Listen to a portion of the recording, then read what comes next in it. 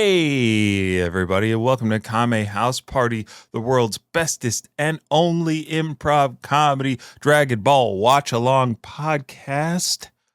I am Vince. And I am Aaron. And we are your hosts, taking you on this grand adventure through Dragon Ball Z. And we got another exciting episode of Dragon Ball to talk about. Really chomping at the bit to talk about this one. Is that's how people chomp? Excuse me? I thought, Aaron, I thought you suggestively growled at me. Yes. Ooh. Like that? Yeah, now you sound like a cacodemon. Also alluring. The most sensual demon. All head. My favorite part. All right.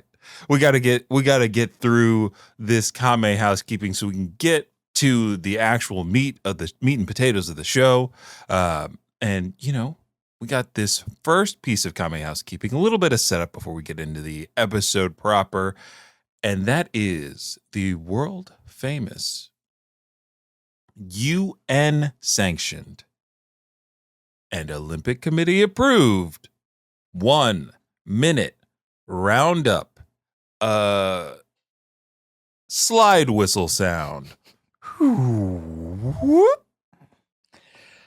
really wish you wouldn't bring out the slide whistle right before we become intimate. All I'm saying is what goes up must come down.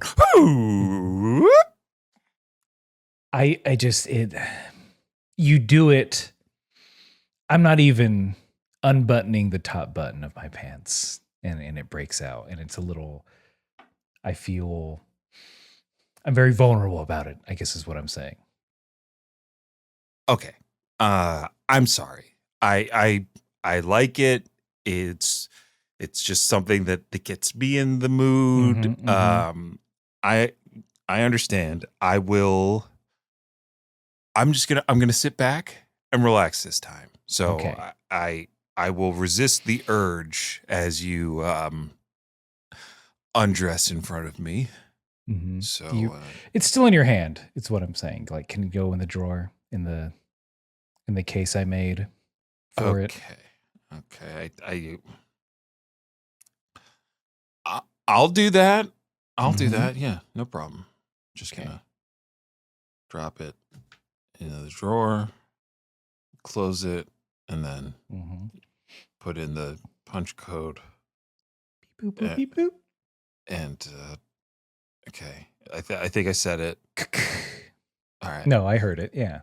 All right. Great. All right. Here we go. Okay. Here I go. All right. You're not all right. You're not watching me at all. Your What? eyes have been on the drawer the whole time. I'm good. I'm good. I'm watching. I'm so turned on.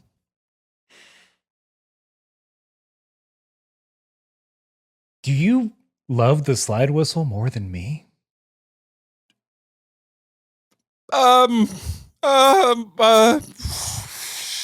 You've never cracked your voice like that. Because usually the tone is covered by the slide whistle. and scene. Marriage Story 2.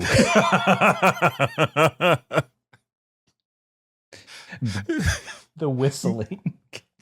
But there have been a lot of people referencing Marriage Story around me, and I haven't seen it. So I just know that every day I wake up and wish you were dead. That's what I know about the movie.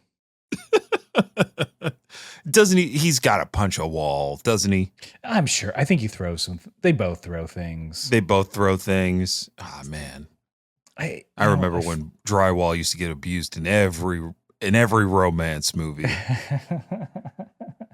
It's because I love you, punch. It's, man, we're too far north. I think the further north you go in these United States, the less holes in drywall. I could be wrong. It could be universal. Every state across the US of A. So that's a twisted dark fantasy I don't want to get into. But I do have to let the audience know that is what we just did. That improv scene that we did was so that we could loosen or tighten our muscles for whatever the show or this conversation about this week's episode of Dragon Ball may require of us. And when one of us, I think both of us, had a hard time not laughing at the scene when that happens, it's when we end the scene. And now that that's out of the way, we can move on to the second. And now with that out of the way, we can move into the 1 minute roundup proper, where one of us, this time Aaron, has 60 seconds to summarize everything that has happened in Dragon Ball and Dragon Ball Z up until this point. Why, you may ask, so that you, the listener, do not have to go back and listen to every single episode of the podcast, though many of you do, or watch every single episode of Dragon Ball or Dragon Ball Z to get caught up to where we are. This is value add. We're more on top of our stuff than Apple Intelligence, okay? Coming to a phone near you in 2026. And who cares? I don't. The only thing I care about is this question I have to ask Aaron before he gets into his 1 minute roundup. Aaron, are you ready to round up? Yes, I am. And as the late, great Mario said, let's go. Dragon Ball is about 7 magic crystal balls. You collect them all. You get any wish you want. It stars Goku. He's a little boy. He has a tail. He does karate. He makes a bunch of friends. He beats a bunch of people who want to use the Dragon Balls for evil. All of his friends were once enemies. He's a two-time loser, but a one-time winner in the World Martial Arts Tournament. He found love, got married, had a kid. Turns out he's from space. His brother killed him. He trains in the afterlife, comes back to beat up more aliens from his home planet.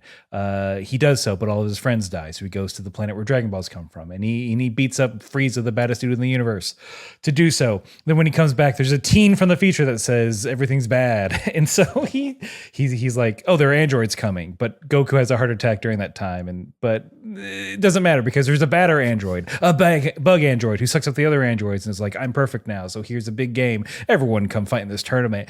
And everyone trains a bunch and time travels kind of, sort of. And then Goku and Cell are fighting in this tournament, and it's bad as fuck. Woo!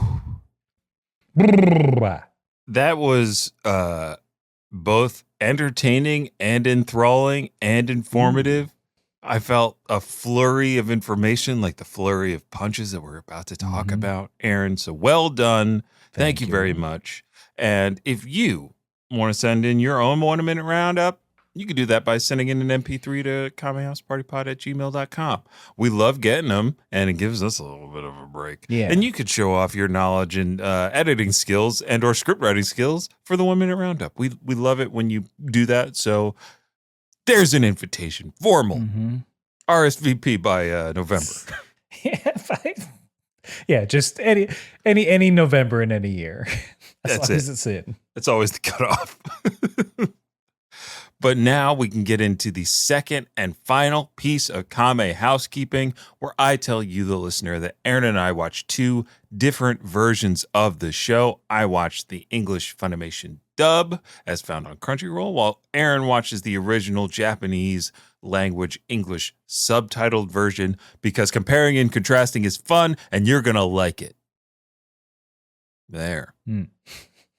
And usually the first difference is the title of the episode. So here it comes. The English title for this week's episode. Episode 180 of Dragon Ball Z. The fight is over.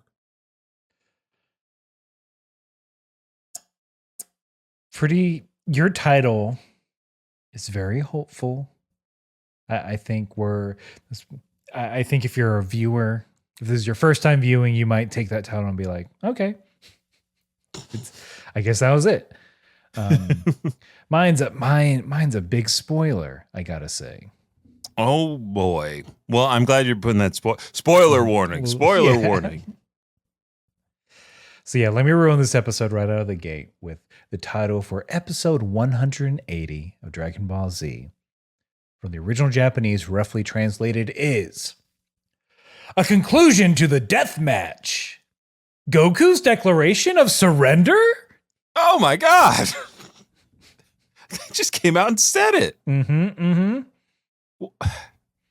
Do you think that title builds more or less anticipation than mine?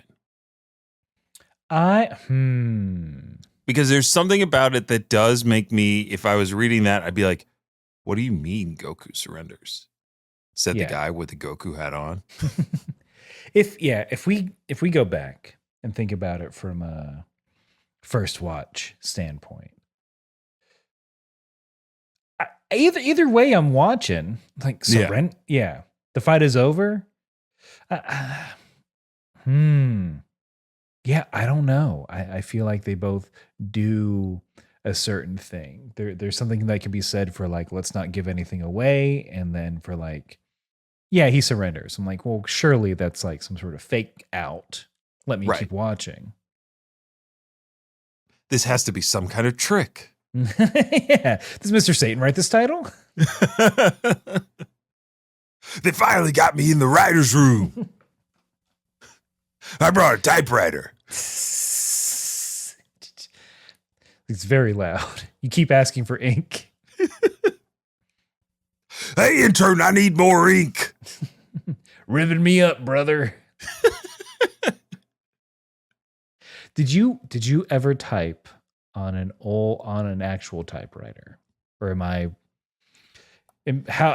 what's the age gap between us for typewriter use? I'm really reaching back to think if I ever interacted with a typewriter, and specifically a typewriter that wasn't in a garage, basement, or attic. And I think the answer is 0. I think we had a typewriter in the attic that I found, but I don't think beyond that. Because I remember holding one at a point in my life and then probably vomiting on it because I had colored Macintosh computers by then. But yeah, you're telling me that did you do like assignments on typewriters? So my dad had a typewriter for the longest time for work and other things.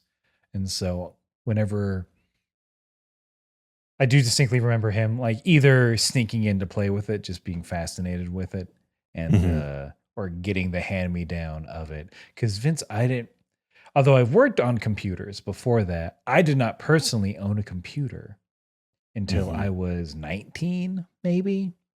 Oh, okay. I'm old enough to where you could just kind of, there was a time period where it was like, yeah, you can get away with it. It's fine.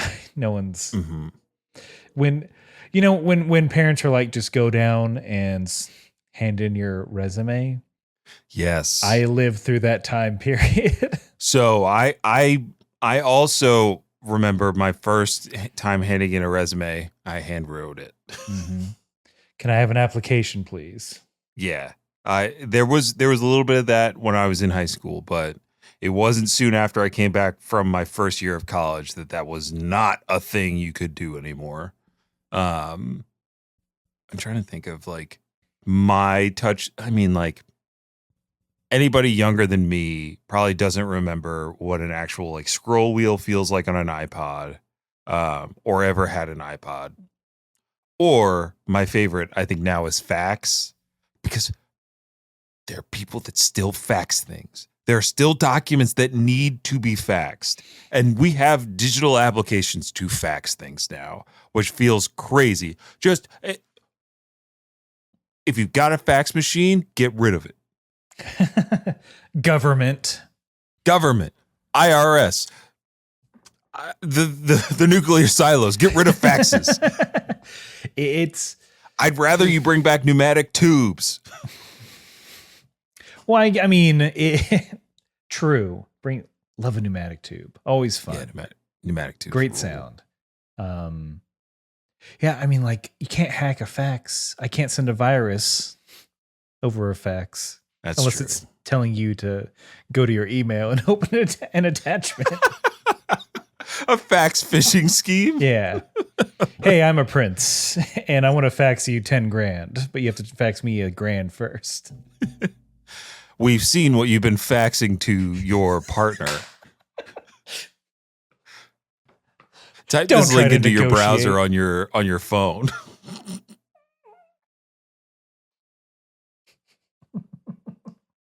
All right, never mind. I'm back. I'm All back right. on the fax machine. Back I'm on gonna get fax. one. I'm back on fax. Um, Are you pro or anti-fax? That's what's on the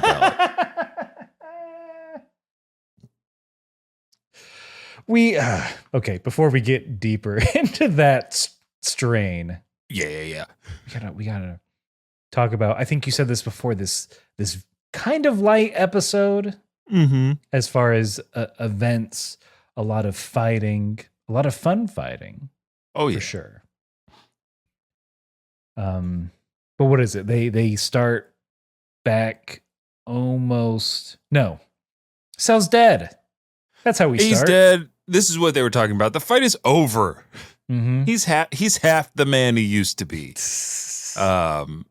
And I found it kind of interesting because the opening of this episode has Yamcha talking in mind, being like, "Looks like he did it. Goku did it. He won. Cell's down for the count." But like clearly added later, like added like there's shots of Yamcha and crew, and he's clearly not talking, and it's like they 80-yarded in. And I was wondering if in yours, Yamcha's as talkative at the very beginning of this episode. I mean, he's definitely like, when you see him, he is definitely like, okay, great, Goku won. But you get more, I think you get more of silence as he's turning around and realizing that no one else is celebrating, no one else is laughing, no one else is like being a goober like him. Mm-hmm, mm-hmm. So I don't know. That seems like for comedic effect. What if Yamcha just kept talking out of his ass? That's what it felt like. It felt like they really wanted you, the audience member watching the Funimation dub, as a dumb youth watching this live, to be like, yeah, if Yamcha says it, it's gotta be true. But it's not just Yamcha. Mr. Satan also believes the fight to be over. I think Firecracker asked him, like, "So, Mr. Satan, how do you feel about this newcomer taking down Cell?" And his response is, "He's got some good moves and did a number on Cell, but that's nothing compared to what I would have done to him." It's I have never been more mad at the audience except in this episode, because I think it's pretty similar to mine. Mr. Satan's just like, it's a shame. The only shame is that I couldn't show off my stuff. And that's what pizza? That's what the announcer, they're all like, yep, Cell's defeated, whatever. The real story is that Mr. Satan can't perform. We were denied a spectacular display. Yeah, it's really bad. I'm trying to think of if there's anything else. Like, even the people watching are, I mean, I think Toriyama and team did kind of call their shot here with how modern audiences consume media. Mm-hmm, mm-hmm. Because it felt very now for people to be like, I spent all this time watching this and now it's over? You mean this? Like, the stakes were as high as they could be? And it ended quicker than I wanted? Screw this. I just kept thinking about like the audience saying like, well, that's kind of disappointing that it's just like, it's the end of the world. What do we be happy. Mm-hmm. Mm-hmm. And I think that's like good on them, good on the creators for saying like, we've done a lot of like false victory things where people are like celebrating prematurely? What if they were disappointed prematurely? What if a little girl was pulling at her mother's pant leg, being like, "Mommy, I want to go home." There are so many dads in the audience like, all right, we kind of know what happened. We can leave early, beat traffic. Yep. Oh, if I leave now, I'll definitely get on the 405 early. It's third quarter. I don't think it's gonna. They took LeBron out of the game. They took Mr. Satan off the fight card. Yeah.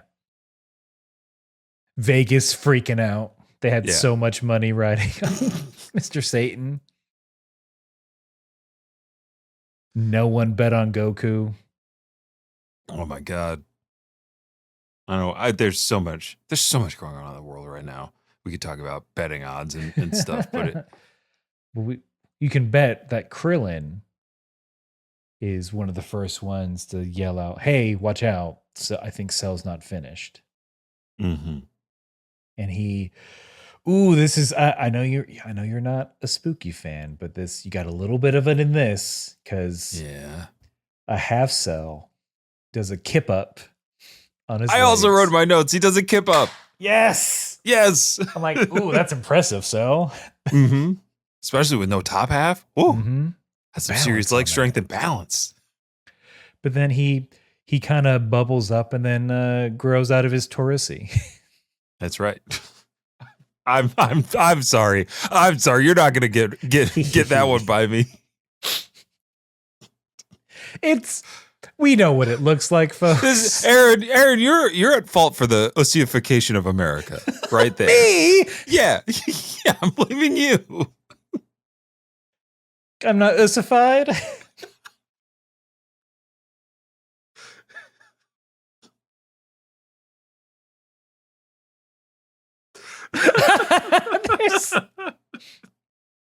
It's either that or a butthole. Like, what do you want? All right, fine.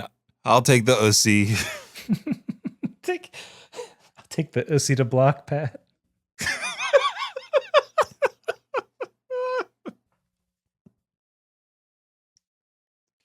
The next family feud.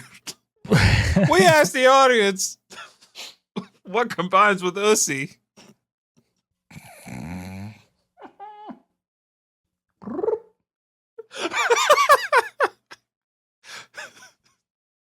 Show me Tussie. Good answer. Good answer. Steve is hot though. He's tapping those cards on the table, just like, I can't believe y'all wrote this stuff. Like you can tell it's the last recording of the day. Oh my God, he's so done when he goes home. He's got to go and admire his 8 suits. Calm down. The 8 primary colors of suits. Chaos Emerald like, if you will.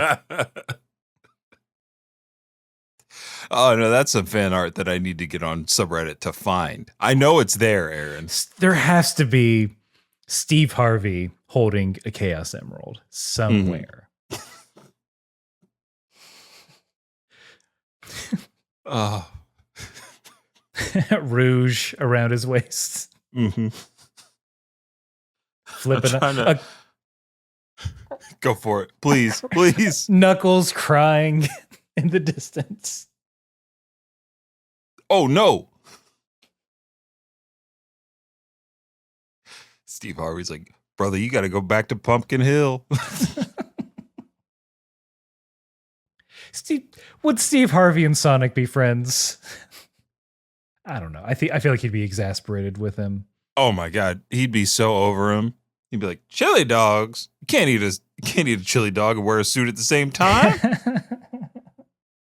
This is silk. Also, put pants on, Sonic. Steve Harvey. Look at the little blue boy running around with no pants on. I wish it was a blue blur. All right. Cell's alive, I guess is what we're saying. Cell lives in grotesque and horrible fashion. Um, one of my favorite moments of the show is Jimmy Firecracker, over the like responding to Cell getting back up and saying like, "Please tell me this is fake, Mr. Satan. He grew his head back." We had to blur out half of it.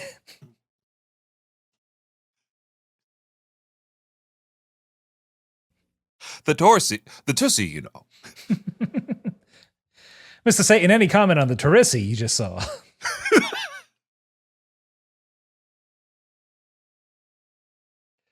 In mine, Satan is he's flabbergasted, he's speechless, and Pizza has to come in and say like, "Well, of course it was a trick.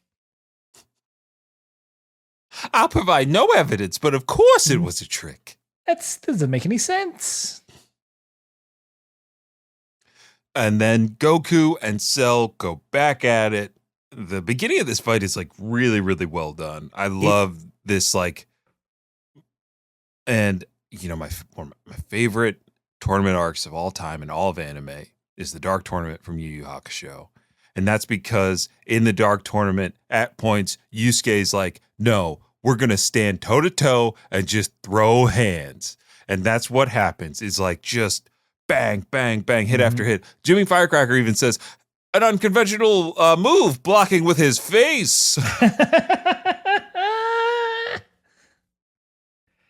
And then it just, again, this is why Sparking Zero is so good, because you play this fight in the game and the exact like combinations and the exact like trading of blows and the way that you like blink dodge behind your opponent over and over again, which they do in this sequence. I was like, yeah, that's why this Sparking Zero is probably going to be game of the year.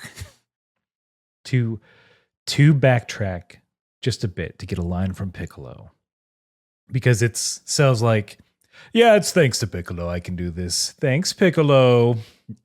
And Piccolo to himself is like, "So you dirty bastard." Dirty bastard. I mean, the gloves are off. Yeah. World's at stake. Piccolo can't now. mince words anymore. I say fuck now. Thank God Gohan can't hear me. Yeah, he's too focused on the fight. I'm shitting my pants over here. Just Goku, I'm glad you can't hear me because I'm so fucking scared right now.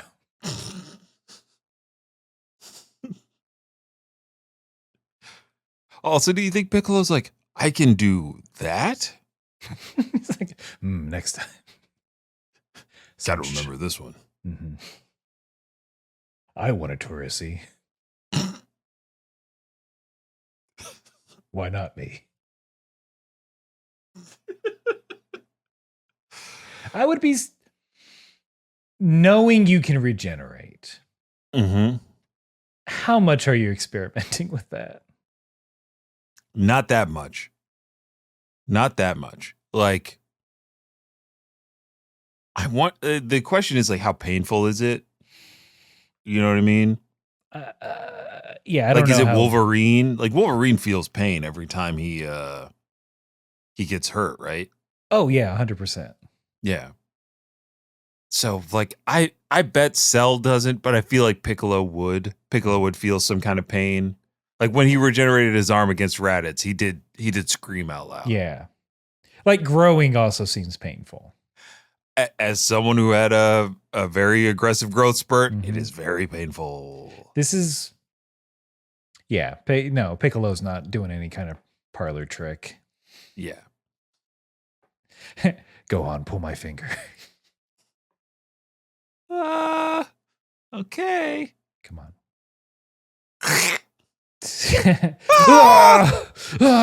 It's just them screaming for 5 minutes. I'm kidding. Here we go. I'm growing it back. Give me a minute. I'm gonna throw up. Go on. I think that's it. The strain of forcing a finger out of you, or knuckle. That's got to be the most painful part.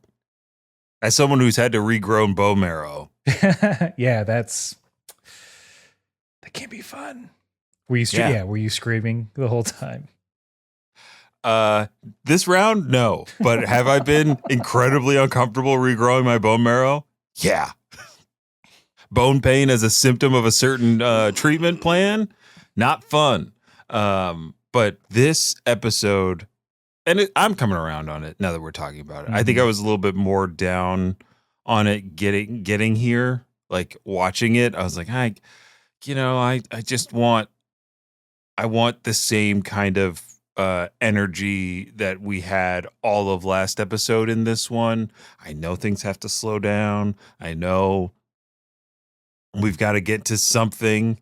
But yeah, the fight continues.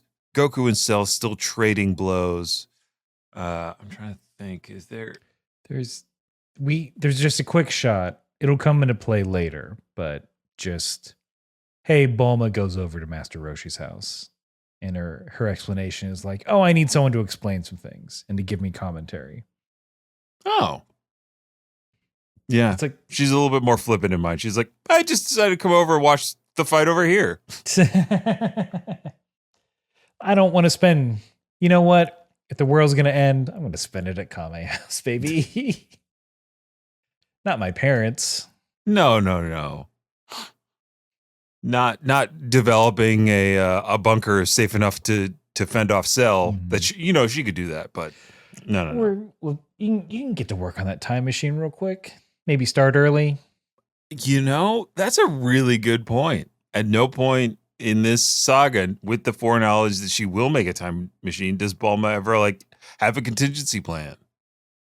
She doesn't. Yeah, she doesn't study it at all. Because she fixed, right? Later on, she fixes it. Yeah. Because a young man has to go back to his timeline. Yeah, you think there's... I mean, I guess they can pull that out at any time. Now that we're in the Dragon Ball world of we're going to put things in between things. And just kind of have a fun time. Look, they go to the demon world. Next one, it's just a time travel adventure. They go fight knights. I don't know. They can't go back and Goku fights a dinosaur because we've seen that in just the regular world. But yeah, I would love to see Goku in Arthurian times. Absolutely. That little boy with the tail pulled a sword out of a stone. He is our new king. But King Arthur is like a peel-off. I wanted to be king. That Goku. That's it. I think Goku at the end of that adventure is just like, here. I don't like swords. Yeah, they're for losers.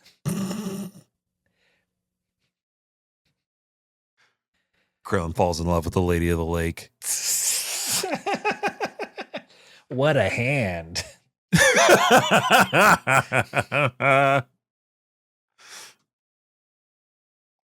Yamcha would be popping.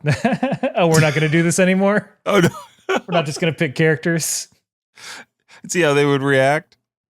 I feel like Yamcha would try and go after Gwendolyn? Yeah. Lady Guinevere, yeah. Guinevere. And then he's going to get into trouble. Yep. Tien and Chaozu would follow another old man, aka Merlin. Yeah, Merlin would be either the most interested in them or I foresee this, blah blah blah. Him and Roshi just hanging out. What is this pamphlet you've given me? Other wizened person. Yes, you must be a wizard producing peachy girls at will. These images. Oh, you say peachy too. No, we're down. Look, I'm gross. I'm gross too. That's the secret of Arthurian legend is Merlin's also gross.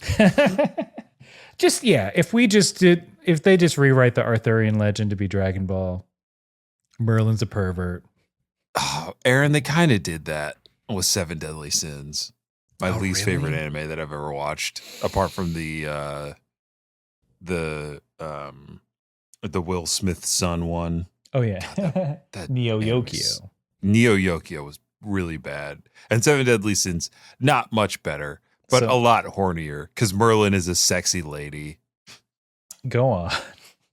She's a sexy lady obsessed with Arthur, who is a teen boy. All right, no, never go back. Yeah. No. I'm gonna press the issue because the main character is in a never-ending love story with a young woman, and it's gross. Like, it's not good. Aren't these it's not even like oh, this is really cute. Like their love endures, time in memoriam, which is what they're trying to say. Mm-hmm. But it's just like this undying demon prince continues to fall in love with the reincarnation of his dead wife, and that reincarnation is in the form of a young girl. And he feels her up a lot, and it's not fun to watch. Don't watch Seven Deadly Sins. Watch Dragon Ball instead. Aren't these both Netflix joints? Yeah. Seven Deadly Sins was Netflix's first felt like their first we're producing this anime, and started off strong, got real bad. Movie was real bad. Tone real bad. But real good is this foreshadowing of our boy Gohan watching the fight, knowing that his dad is kind of running on fumes, but he's like, come on, Dad, just keep pushing. It's the kind of thing that you notice, if you're on a team sport and you ever have to do a team lift, and there's somebody who's just unusually strong but never lifted, and they just see you struggling, and they're you're I need help, I need a spot, and no, you don't. No, I do. I need a spot. Why would please. people say that to you?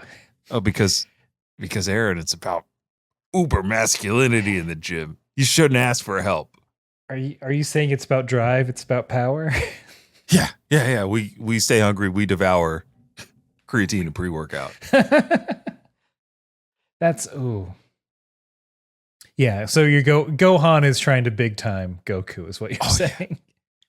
Oh yeah, he's trying to upstage his own dad.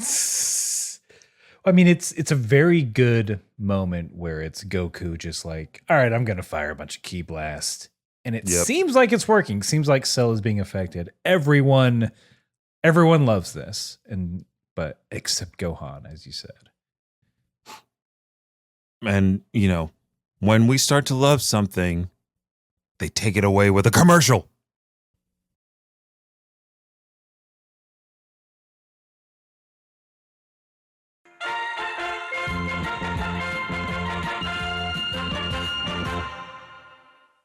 Hey everybody, it's me, Ken. I use she and him pronouns, and I'm here to talk about clowns. The anime/manga, Kengan Ashura. I am ready to talk about some Animorphs. Roma, have you ever heard of the art movement of Dadaism? Interest in a musician group called Exociety? It's Yu-Gi-Oh! The brainworm that I would like to deliver to you today is Gundam and or Gunpla. I became aware of a series of novels that people told me about called Discworld. Hey Lewis, what are we talking about? Aragon. Aragon! Welcome to the Hyperfixation, where we invite our friends onto our show to tell us about what they're excited about so we can acquire an approximate knowledge of many things. New episodes out every Wednesday morning and up to 5 days early for patrons. Normalize info dumping and learn something new with us today thanks to the Moonshot Network.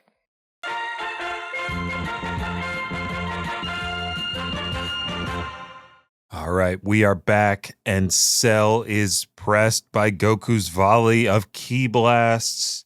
We get a quick cut to ZTV Central at the station. They still are getting new rounds of complaint calls because everybody thinks the broadcast is broken because of the light show that's going on. And there's one character that jumps in and has a line, and it went a little something like this, Aaron, as he's responding to people calling in and complaining. I set this up myself. There's no malfunctioning happening. That's it. No more phone calls. Was that similar to yours? That's pretty similar. I think he was just like, it seemed like he was mainly tired of listening to complaints of just like, what are we doing? He's like, shut down. He's like, pull the plug, shut down the lines. We're not doing this. Turn off the comment section. Good. Yeah. I'm like, good.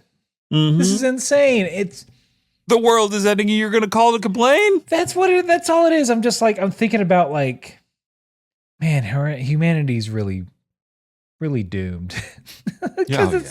When the asteroid comes and hits, it's just going to be a lot of people mad that they can't get a good angle on their phones of it landing.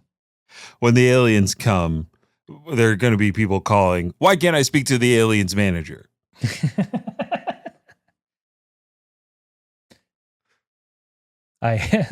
First of all, I am the manager. Second of all, Gleep Glorp. Zap zap.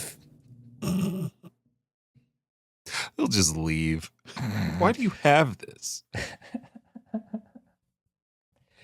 They've been flying by. They just looked at, they just take one look and they're like, no, we're good. You know, we call Earth Planet Karens. Yeah, here's a meme of the whole planet with that one haircut.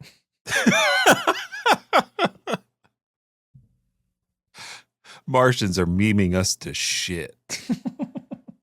Why not? Why not? We deserve it. We can't even fly to their planet. We physically can. I think they're discovering like, oh yeah, your kidneys would 100% fail on being in space that long is like one of the big things now. Look, that's fine with me.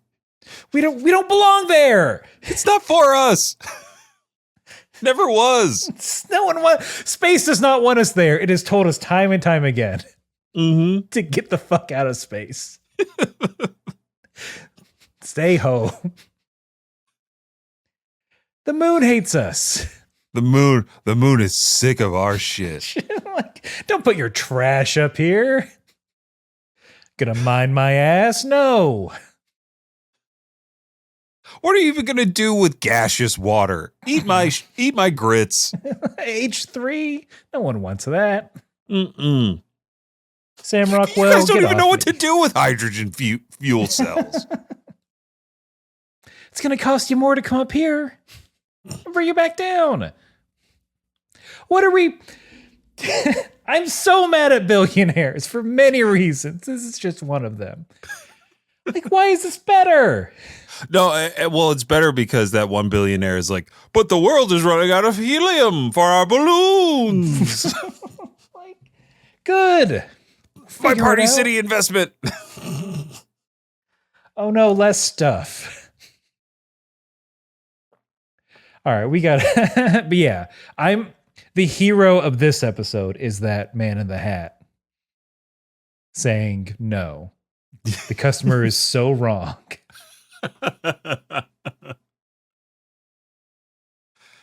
But you know who's wrong for this one?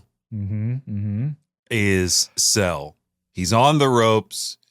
He pulls out a new technique, something that we have never seen. A massive barrier. This purple aura, crackling with energy, blocking all of Goku's attacks, consuming a significant portion of where the fight was happening. I think Hercule gets zapped appropriately. It's interesting in that moment to where it's like, oh wow, even compared to Firecracker, Mr. Satan is the only one who like physically got pushed back. Because how weak he is. He's a weak-minded man. Zero key, negative key, this person. He's sucking key out of the air from everyone else. He really did. And he does in the game too. It's really fun. Hercule having like zero aura and only tricks at your disposal when you fight with him in Sparking Zero is great. Because he's throwing bombs, right? Yeah. Grenades. He's throwing rocks, a present bomb, and his actual like ultimate attack has like a 1 in 8 chance of doing damage. It's so good. And like you mentioned that Bulma shows up at Roshi's, we get kind of the payoff of that interaction because Bulma is like, oh man, and just when Goku was about to win, Cell pulls out this thing, and Roshi calls her out. He's like, actually, Goku was in trouble the whole time. You could tell that he's losing steam. He can't beat Cell like this. Yeah, similar. To add to that, I think Roshi's also like, and Goku knew it too when he started fighting. What's that Goku up to? Back on the sidelines of the fight, though. Real quick. Oh, yeah. There is the one thing. Did you get? So during the purple energy thing, we do cut to some audience members who are like, they're beginning to believe. They're like, oh, actually, this is real, and we're kind of into this now. Do you cut to an old couple watching TV? Okay. So in mine, the old couple is just like, wait, isn't that Chi-Chi's husband? She said he was dyeing his hair. And he's like, oh, yeah, and he's always wearing that garish outfit. Whoa. Interesting. They're really slamming on Goku. They slam the whole Sun family in mine. What? Old lady says, wait a second, isn't that Chi-Chi's husband? And then the old man says, I think it is. Where are my notes? We have all heard this conversation. But yeah, she's like, what is Chi-Chi's husband doing on TV? I don't know. I don't know why Chi-Chi lets her husband run wild like that. It's so shameful. Wow. I was like, I can't believe. And now I understand. These HOA assholes are driving Chi-Chi nuts. Mm-hmm. It's not her. It's the community. Chi-Chi, I hate to be a bother again, but just your husband, he keeps leaving giant fish carcasses out, and that's Article 6 in the charter, and if you could just clean that up next time. Also, your hedges are unsightly. We don't want to have to raise the maintenance fee. Look, you're surrounded by all retirees. We all agree lawns are the most important thing.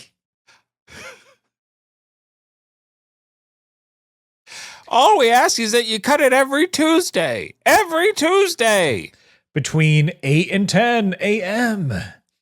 That's not difficult. So it doesn't impact our lunch. Mm-hmm. We hate hearing mowers at lunch. We can't digest our stews. Old people like stews, right? That's their main source of nutrition. Main source of sustenance is stews. Stew me up, baby. I'm 80 years old. When I retire and go on an all stew diet. There's all right, I'm just thinking about I had like a moment of existential dread of like, one day I'll be old and someone's going to try and feed me just straight up cottage cheese, which is fine. I do like that, but like they're going to try and do that every meal. And I'm like, no. Mm-hmm. You take me to Taco Bell, nurse.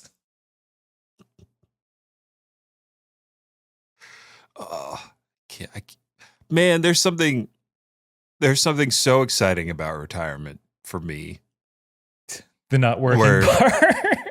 I mean, it's the not working part, and the optimistic nature of my personality that believes like when I am of retirement age, that there will be so many more like entertainment mediums and whatnot for me to enjoy, which clearly isn't going to happen. Yeah.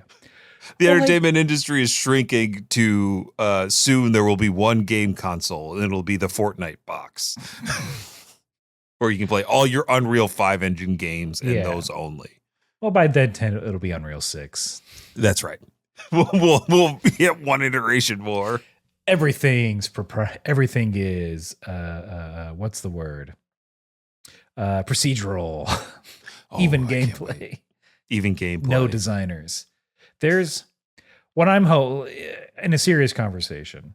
Like I'm hoping that we're as a bunch of old people, we're all going to realize that like instead of getting put in a home, what if we just all became roommates again and lived in a big house? Yeah. And then like we can all chip in and hire one caretaker and we can like actually support each other. Aaron, that is beautiful. I love that. Because I do think we're both millennials, and I do think millennials are putting a lot more emphasis on keeping friendships and not so much focusing on family. That there's a better balance. So hopefully when we're old and our kids refuse to take care of us, as we've done in this, as we're doing now, we all just had the mindset of just like, what if we just all go to a place together? What if we TikTok house this bitch? Hey, remember when we were in our 20s and thought it would be cool to rent a beach house? What if we did that for the rest of our lives? Yeah, for the next 5 years. What if we watched each other die?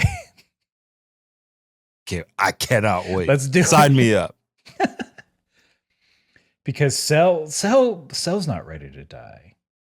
Because I think at this point, Cell's whole thing is just like, Goku, why don't you eat a bean and get back your power again so we can keep fighting? Because that's what I want. I want to just, so we could have an even more spectacular battle. Yeah. And Trunks is like, yeah, let's do it. Give him a bean, bro. Beat him up. Beat him up, Scotty. Beat him up. But Piccolo's like, we will wait. Like the most authoritarian Piccolo voice that you've heard in a long time. That's surprising because I feel like in mine, I don't think Piccolo says anything. I don't think anyone was like, oh, wow.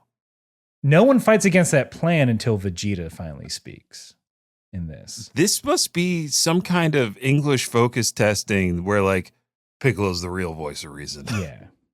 We can't let Vegeta get this kind of character development just yet. We've got to wait another saga for it. But that's the whole thing. It's like Vegeta's like finally let's see what's similar. Let's see what they keep. Because when Vegeta does speak, he's just like he's essentially shut up Trunks and like clearly you don't have any say in pride.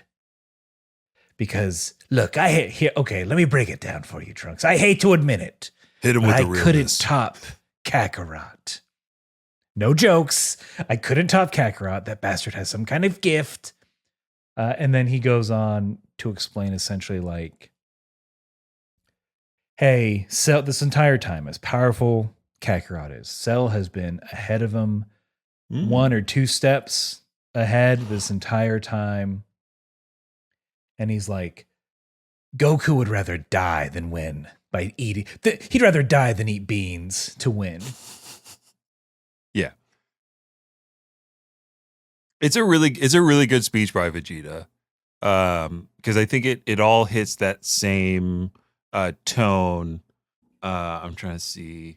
Oh, and there's like that one line where Vegeta is like, you were the one who claimed Kakarot to be our savior. If you believe in him so much, then just watch and see what he will do. That's pretty good. It's really good. Sorry, he's not your dad. Oh, I'm sorry. You came back from the future to ask for Goku's help, not your dear old dad's help. I died too in the future, and you thought that was you didn't think that was a problem. Seemed pretty fine with it. Thought you could hide your key from me. I knew you were my son the minute you stepped onto this planet. And I was disgusted the next second after.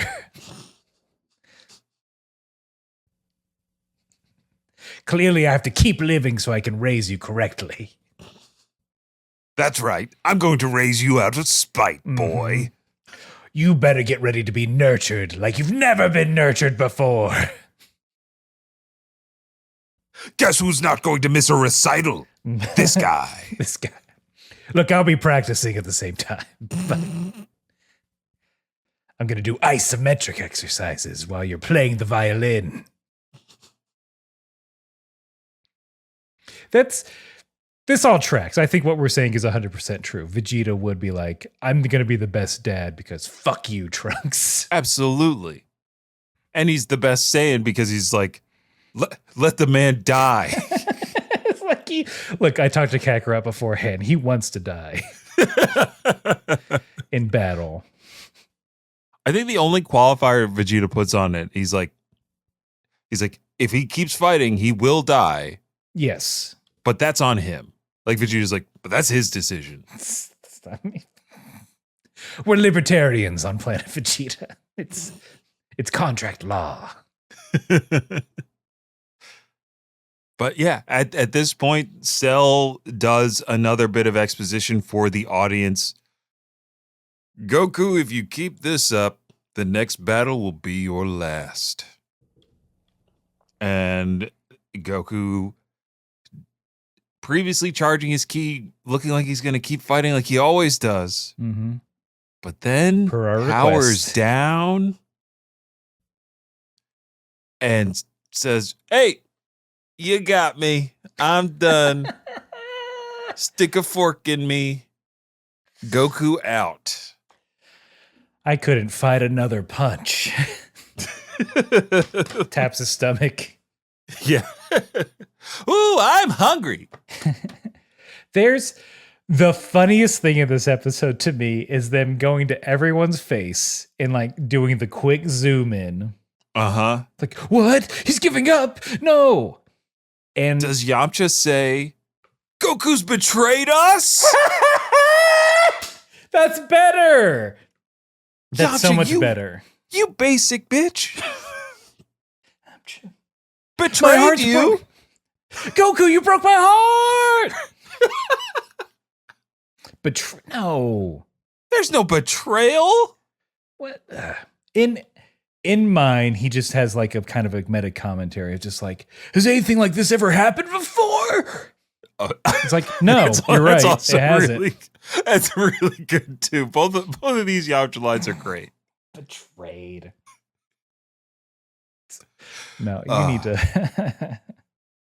Are you dating Bulma down too?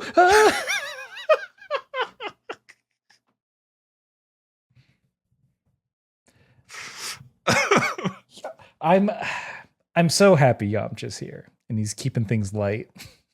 Oh yeah, he's keeping us from dipping too far into despair like the rest of the Z fighters. We are left on a cliffhanger of all cliffhangers. Goku continues to confuse and swerve in this saga in ways his friends and family can't comprehend. Chi-Chi even faints, my guy. Mm-hmm. So what does this mean for the Z fighters? Is this really it? Has Goku left the world to Cell? Tune in next time on the next exciting episode of Dragon Ball Z. And then this is a place we can only get to in the series because of what's come before. And just like, I can't imagine watching this for the first time.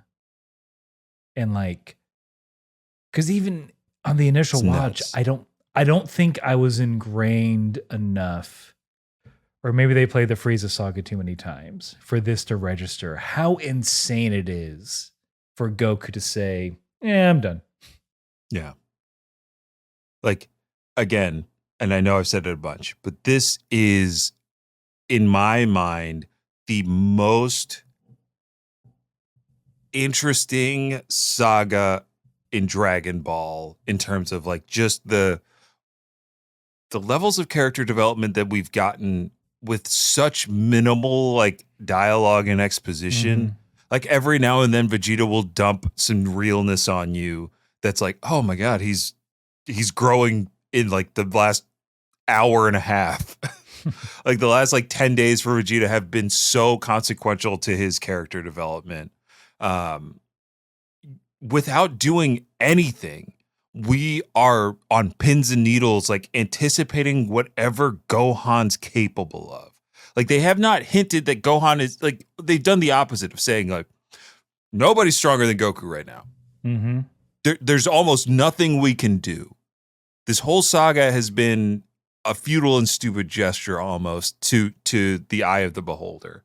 And when this was coming out, I don't believe I had any allies watching this with me at the time because I felt like I was just like quietly losing my mind. Like I'd never seen anything like this. The stakes were so high but so condensed. It wasn't the universal, like even though Cell is a universal threat, right? They've said as much. It doesn't feel like that. The stakes are, can Goku get over this hurdle? Yeah. And the fact that he says, I can't, devastating. I'm taking my hat off. Yeah. Betrayed. I've been betrayed. And I think I know from people we've talked to, the research that has been sent in, we know that there's been a lot of up and down editorially of like the story changing and designs changing and all that. But from the minute Trunks got there to now, the entire show has been telling us that we need a Goku, and Goku is the only one who can stop this. So like I think they've done a really good job of like the legwork of, hey, only Goku can help us. Well, actually he's out because he has a heart condition and we can barely manage. Okay, Goku's here. Well, he's got to train for a whole ass year before he can do anything. It's just been this build up, release, swerve. It's really great. And I'm sure like for a battle shonen like this, to do the move where the main having the length of time for this story and them being able to say like, actually no, this is going to start not being about Goku. We'll get back to it being about Goku for a minute, but starting now, it's going to stop being about Goku for a while. And it brings up a direct quote from, I think, Sean Simel that's been making the rounds on social media in relation to Daima being released and people being a bit like, oh, you know, what exactly is going on? Why did Toriyama decide to make this instead of like start Dragon Ball Super 2 or the sequel to Super? Like what is kind of like the point? A lot of people are asking that question. And Sean Simel is like, hey, like, I'm the voice of Goku here telling you that you need to trust Toriyama's instincts.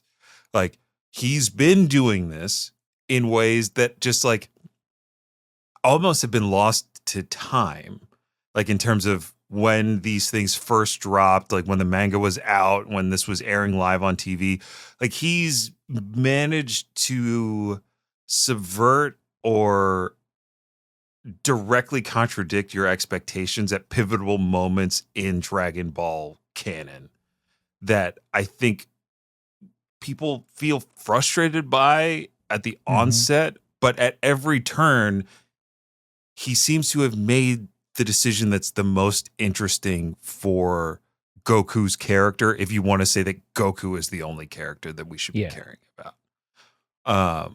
But even so, like that ripple effect of like Goku's decision, how that impacts Vegeta's complete outlook on life, Piccolo's resolve to get stronger throughout the series, and eventually how that trickles down to Gohan and the others feeling about their place in protecting the earth and the universe and all that kind of stuff. Toriyama is great. He's really, really good at this. And I'm so encouraged by the other manga and anime creators that are out right now, directly influenced by Toriyama's style of, I know best, you guys sit back and relax. Because I think when you look at Jujutsu Kaisen, when you look at Sakamoto Days, when you look at Dungeon Meshi and a lot of the new stuff, there is a wonderful amount of creator control that we get to because Toriyama did this first. Like, you know who never had to second guess or deal with any of their decisions being scrutinized? Horikoshi, the My Hero creator, because Horikoshi knew better the entire time. Every single step of the way. And again, Toriyama is one of one and one of the best to ever do it, plain and simple. And this is why he said before we jump into the Boo Saga, where I'm just going to tear him down. He's where I'm going to flip the script on his ghost ass. he's like Goku again. All right. Look, we've been sitting on an email, some KHP research from Nick entitled No Pants Club. Sorry, Nick, it took us so long to get back to this one. We had a great time streaming with you as well. And Nick spoke to, I think we were talking about the Garlic Jr. saga, and he looks weird wearing pants. And Nick was going to drop a fun fact that we didn't have time for. And Nick writes, Evidently, with Dragon Ball GT's when Dragon Ball GT's Baby arc first aired, there was a stage show where Goku and company ran into resurrected Cell and Frieza, who had attained new transformations. However, for some reason, Frieza's transformation ended up with him wearing pants, and it's bizarre and upsetting as it sounds. Nick then has a couple of images of what looks like the poster for the Lost GT arc, and I can concur. Frieza wearing pants feels wrong. Well, I feel like the main issue is the bondage gear that he's also wearing. That too. Spiked pauldrons, leather straps across the chest. I don't like is this the Hellraiser influence of the late 90s? It might be. Yeah. He has such sights to show you. And I like the additional Cell design. A bit more armored shoulders, a more pukish green tinge to his overall look. Something that I think, I don't know. Do you think there's any room in Daima for us to see some of these people again? See some of Goku's old villains, or no? Like they're doing a lot to set up some new stuff, but is King Goma gonna go back on the magic wall and be like, "Let me bring some old enemies back for Goku to fight"? Maybe it doesn't. Daima doesn't feel like that kind of shoe yet. Yeah. But I mean a baby Frieza and a baby Cell is pretty right. I'd love to see it. The Cell Juniors are really interesting designs, and we got to see a young Frieza in the Super Broly movie. And a lot of people are interested in Cell Max and Cell coming back as a main antagonist for Gohan to push him to greater heights post superheroes movie. So I don't know. I have a sneaky suspicion that like the Toei folks and Dragon Ball folks, as they plan their kind of next Dragon Ball move, are using a lot of what's been put out there from fans, like Dragon Ball Kakume, a lot of the fan manga and projects that are out there. If you're interested in that stuff, I've talked about Masako X before. I'll talk about Mondo Cool again. Check out their work. Check out their collation of fan materials and what if storylines and things, because there's interesting things to be mined from it, and ideas that don't fall outside the realm of possibility for what Dragon Ball could be. And I'm thoroughly encouraged by more weirdness coming to Dragon Ball. And if we get, more forms out of, if Cell comes back with a new look and a new form, I'm here for it. Yeah, just we'll see. I am liking Daima. I'm gonna trust Sean, and I'm on for the journey. But I do I like Daima saying how about a bunch of new stuff? Yeah, I'm encouraged by that. And I'm encouraged by this conversation in this episode of Kame House Party to tell you, the listener and or watcher, viewer of this podcast, and a huge thank you to our patrons for supporting the show. You keep the lights on, and we really appreciate it. Thank you to Nick for the continued research and enthusiasm around our podcast.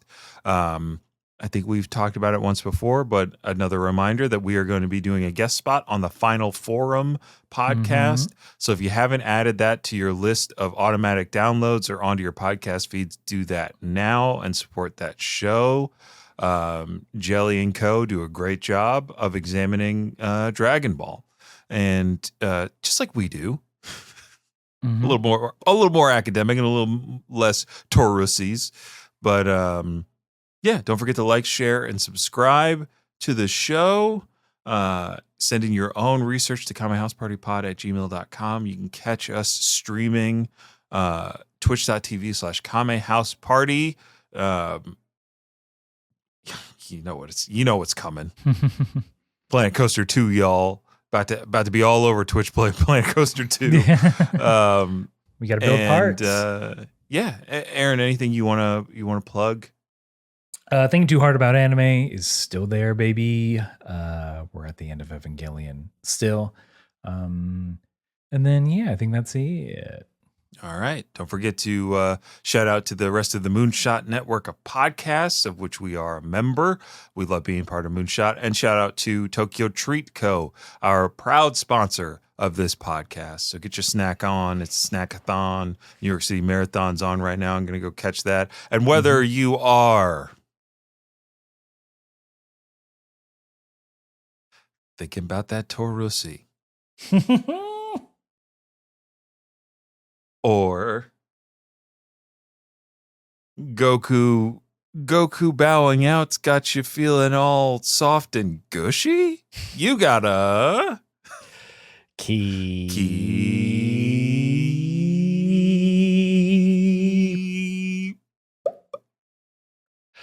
fighting